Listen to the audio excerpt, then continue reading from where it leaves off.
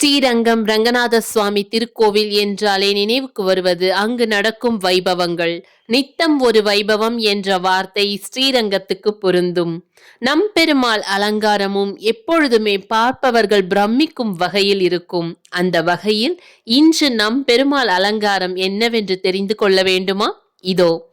தலையில் மல்லிகை மணக்கும் ஜௌரி கொண்டே, முன்பக்கம் புஜகீர்த்தி. இந்த புஜகீர்த்தியே ஒரு கிரீடம் போன்ற தோற்றத்தை தந்திருக்கிறது. அதனிடையே ரத்தனம் பதித்த தொங்கல் பதக்கம், அதற்கு மேலே கெம்புக்கல் ராக்குடி. இவ்வாபரணங்களை பார்க்கும் பொழுது இந்த பிரபஞ்சமே நம் பெருமாள் மார்பில் அடங்கியது போல் தோன்றுகிறது. விசேஷமான பங்குனி உத்திர பதக்கம், அதன் மேல் விலையுயர்ந்த ரங்கூன் வைரத்தால் செய்யப்பட்ட அட்டிகை, கீழே சூரியனும் சந்திரனும் இணைந்தது போல சூரிய பதக்கமும் சந்திர பதக்கமும் இணைந்து வெம்மையும் குளுமையும் கலந்த ஒரு அனுபவத்தை நமக்கு அளிக்கிறது. வெம்மையோ குளுமையோ எதிலுமே நம்மை காக்கும் நவரத்ன அபயஹஸ்தம்.